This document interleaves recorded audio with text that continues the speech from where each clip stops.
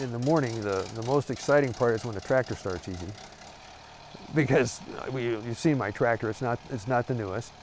First off, I've had a good night's sleep. I'm kind of refreshed. I get to spend a day doing something I'm really going to enjoy. I began making maple syrup when we lived in Jackson, Michigan, because my son was in preschool, and he came home one day and he was talking about maple syrup. And I said, we have maple trees in the backyard. And I think we got a cup of maple syrup that year. And we used every pan we had in the house.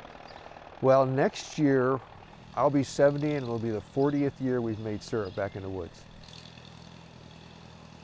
I love doing maple syrup because it's the first good excuse to get out in the woods in the spring. And so it's a wrap down of winter. The trees are starting to produce. I just thoroughly enjoy it. I find it an interesting challenge.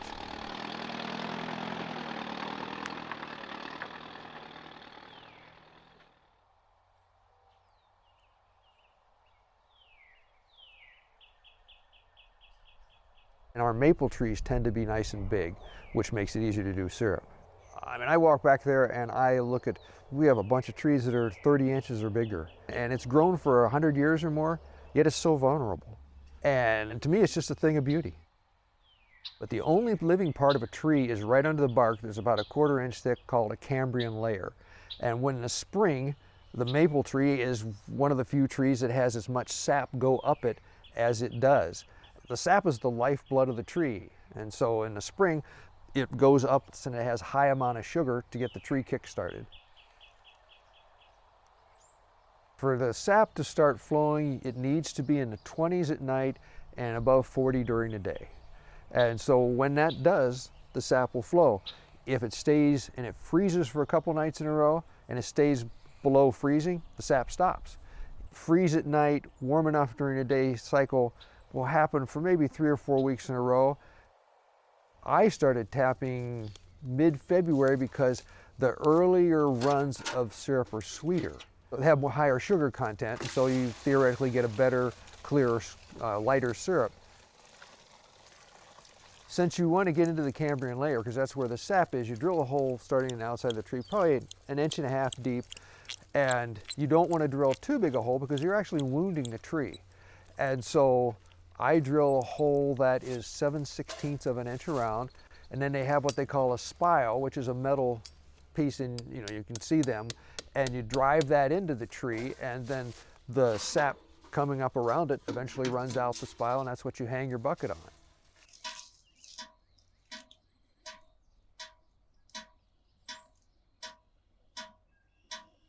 I think they say the average tap will give out a good average tap will give 2 gallons of sap a day, and you can probably get that for a couple weeks. Probably 30 gallons of sap out of a tap would be very good. For the last couple of years, I've put out 200 and some taps, and that works with my system because on a day when the warm and cold cycle is working well, I'll get about 200 gallons of sap, and I can boil down to 200 gallons a day. The official ratio of syrup and sap is 40 gallons of sap makes 1 gallon of syrup. I try to boil down 7 garbage cans a day, so that's 210 gallons. And so I should end up with 5 gallons of syrup, and I usually don't. I end up with 4 to 4.5. So this year, I boiled 6 times, and we ended up getting about 26 gallons of syrup. The secret to my success is I can boil 30 gallons an hour when I'm cooking good.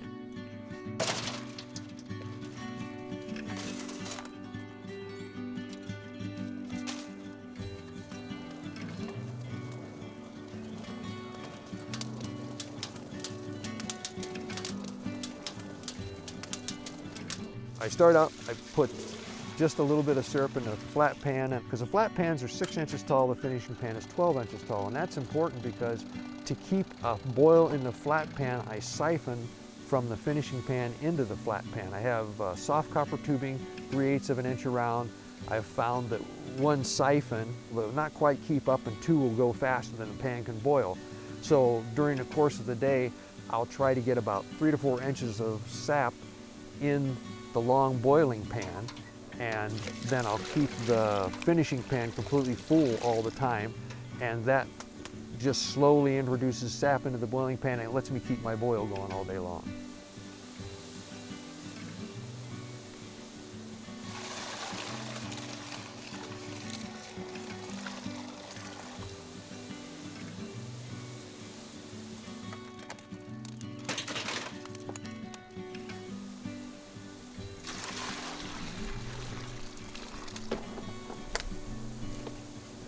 And then once I get down to where I've boiled all that I'm going to boil for the day, I'll let the finishing pan go down, and I'll eventually empty that into the big flat pan. I take my flat pan down to where it's maybe, try to get it down under an inch. So I bail it out.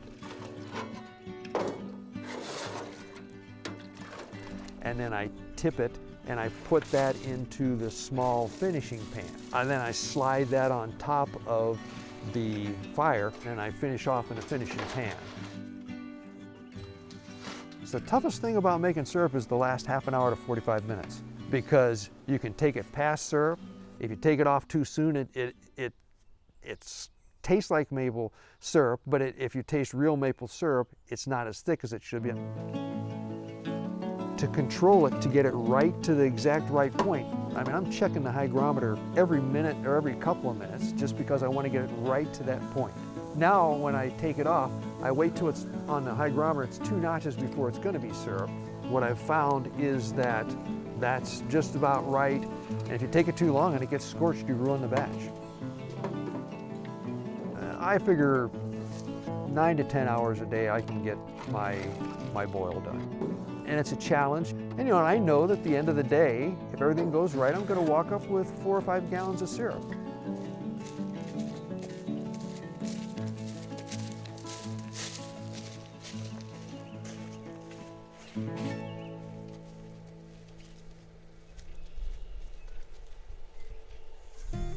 The first run of syrup tends to have the highest sugar content, so it produces the sweetest syrup. And then towards the middle of the year, you get the syrup that tastes what you think of maple syrup as. And towards the end of the year, the syrup isn't as sweet, it's stronger tasting, and it's darker. And so we just started combining syrup, and I found by doing that, by taking the very first boil and the very last boil and combining them in 1 and 7, 2 and 6, 3 and 5, and leaving 4 stand on its own, or kind of blend in that middle, we get a syrup that tastes almost all the same, and it tends to be really good quality and consistency. We bring it up here, we put it in a canner, and then we heat it up to where it boils, and then I pour it through what is a paper filter inside of a cloth filter, and that gets you really nice clean syrup.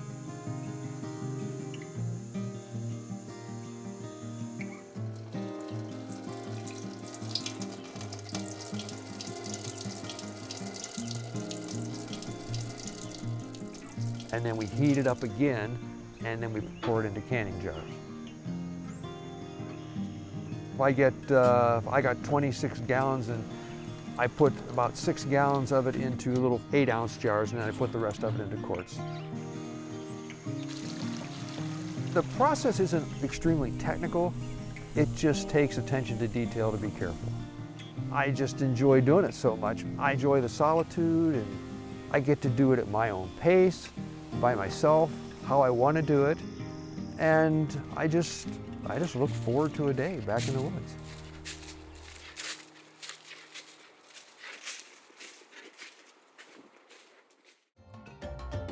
So the drive-thru is about a mile long. It's divided into roughly 5 sections. It's a great place for you to see animals that we want to conserve in the wild, but also a great way to support conservation.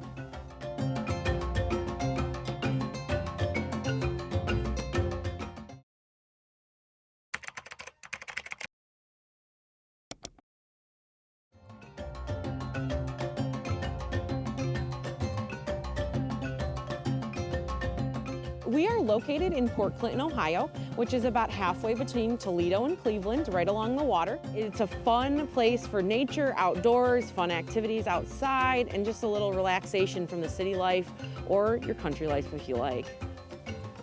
We are a drive-through safari park. You drive your vehicle through the park as you go.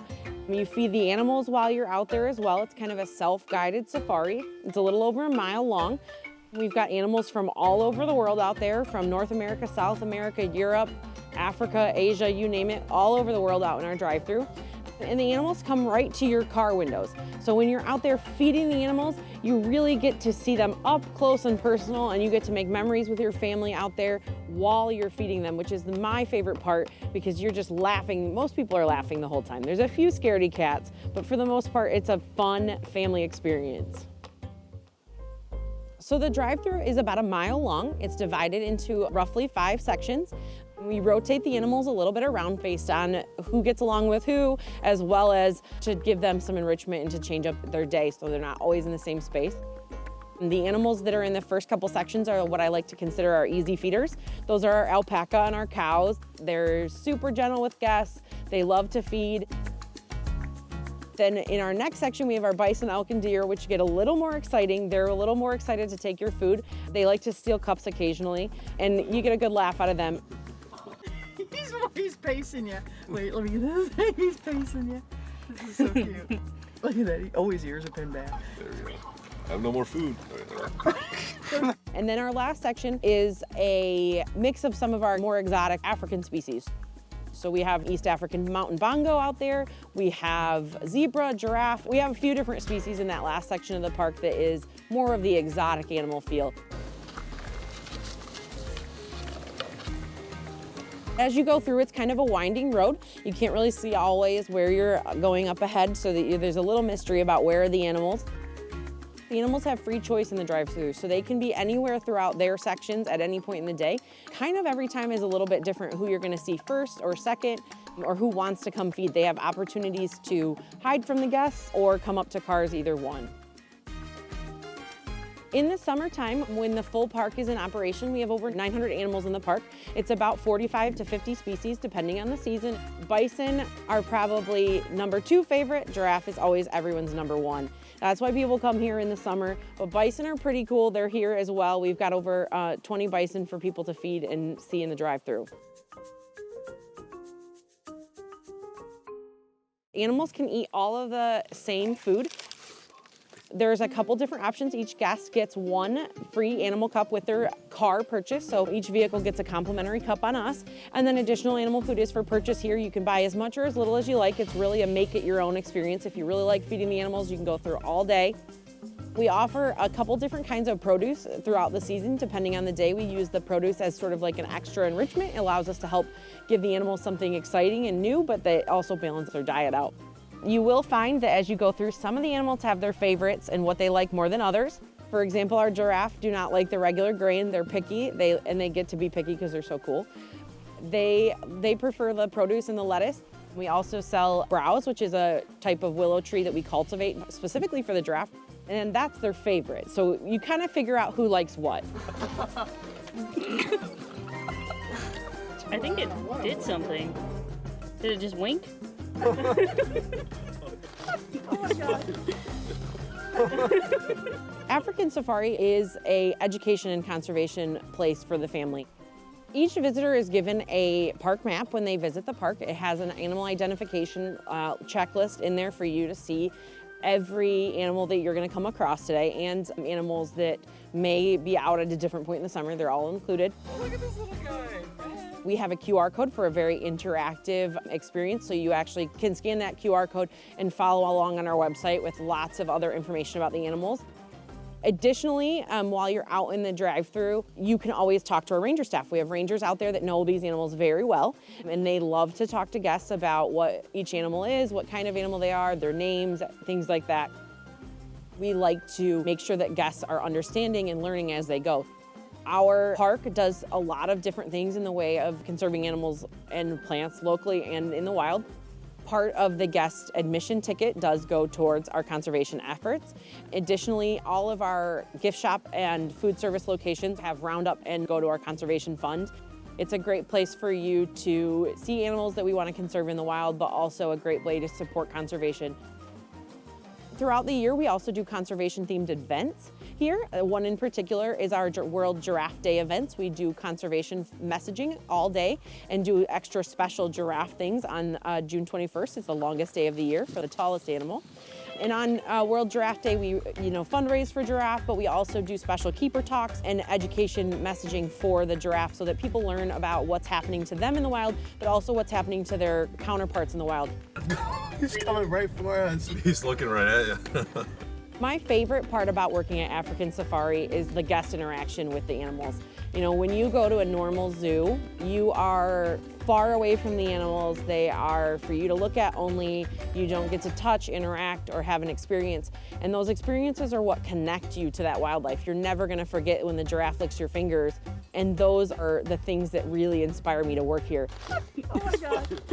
We just like to listen to what's coming out of the cars because it's hilarious. There's guests laughing and crying and screaming, you name it, and every person's reaction to animals is different, but that reaction is what makes our jobs worth it, so that they get to experience animals the way that we do. Am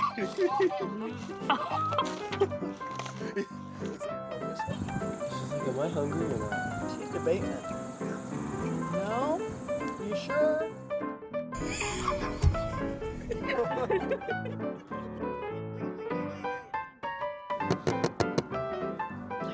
Here we go. Do you want me to feed the deer? Sure.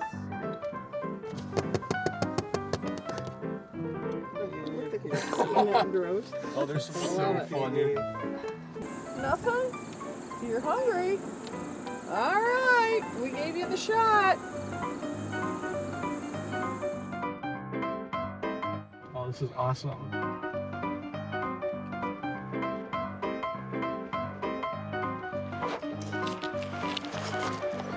It's like in the GoPro. No! Hey!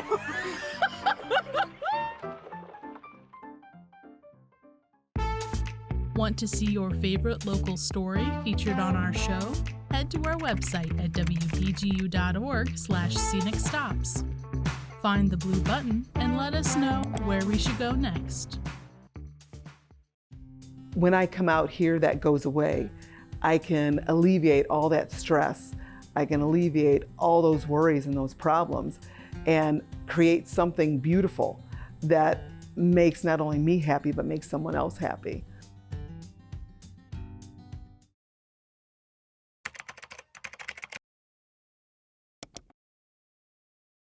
I started blacksmithing almost 24 years ago here at the Ludwig Mill in Grand Rapids.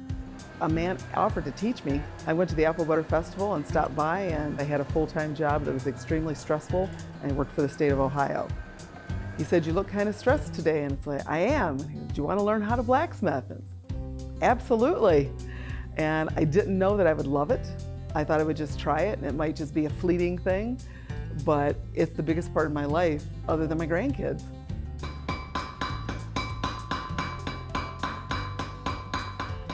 When I first began blacksmithing, I apprenticed, and I was taught by another former blacksmith how to produce coke, how to manufacture tools, how to get my fire as hot as I need it. So it's just a learning process, and then once I got the basics down, it's just practice, practice, practice to create something that I want or something that somebody else wants. And I'm a perfectionist, so if I don't get what I want out of it, it goes back to the heat until I get what I want. I blacksmith because it helps me reduce any stress that I might have in my life, whether it's family or outside events, and it keeps me a more even-keeled individual. I can be kind of high-strung at times, and I prefer the more low-key me. When I begin my day, I start by getting my coal or my coke that I had from yesterday warm. So I light a small fire and put fresh coal on the outside and get it moist. I want to pull all those impurities out of the coal to give me coke. The coke is where I get my heat. I want to bring it up to 3,000 degrees if I need it. So I want to get that heat there. I get a piece of stock then. When the fire is ready, put my steel in the fire. If it's a short piece of steel, I will use tongs to hold it so that I don't burn myself. If it's a longer piece, then I won't need them. And I've made a lot of my tongs, so I have a tong that'll fit each piece of steel that I'm working with. I have a hammer that I use, a 2-pound hammer. I might use 1/4-inch steel, 3/8 inch steel, 1/2 inch steel. And once I get my steel shaped the way I want it. It might take several heats. Then I will cool it off slightly, clean it with a wire brush so I don't have any scale on it, and beeswax it, and that will prevent the rust. Rust is caused by oxygen, it's not water. It's something in the water. So it's nice to be able to teach and bring that forward too.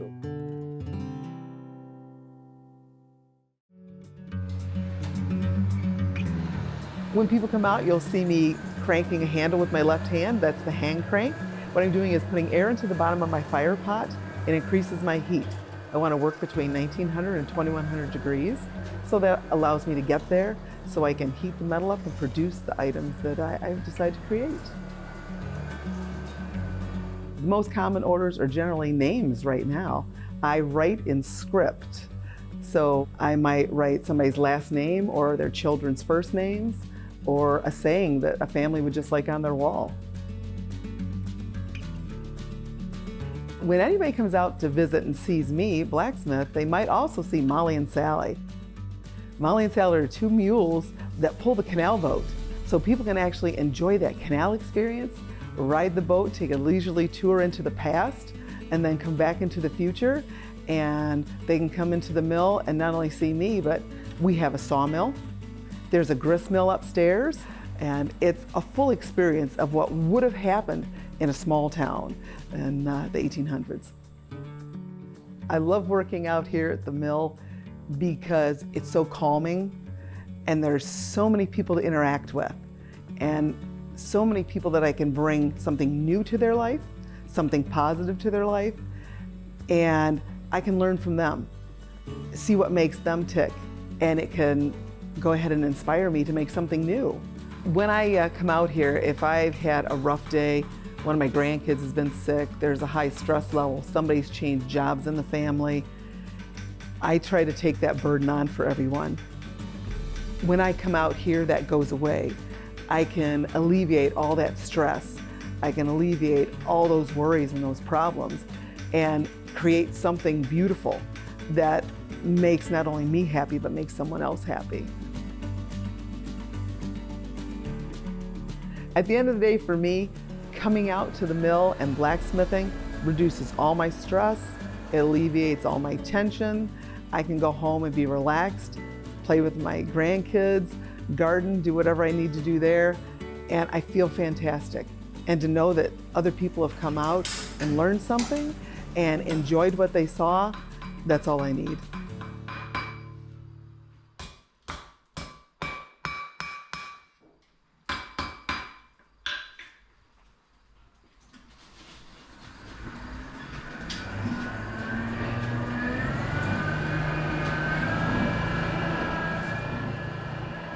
If anybody wants to become a blacksmith, there are several people they can contact. They can contact me. I can get them in touch with some clubs.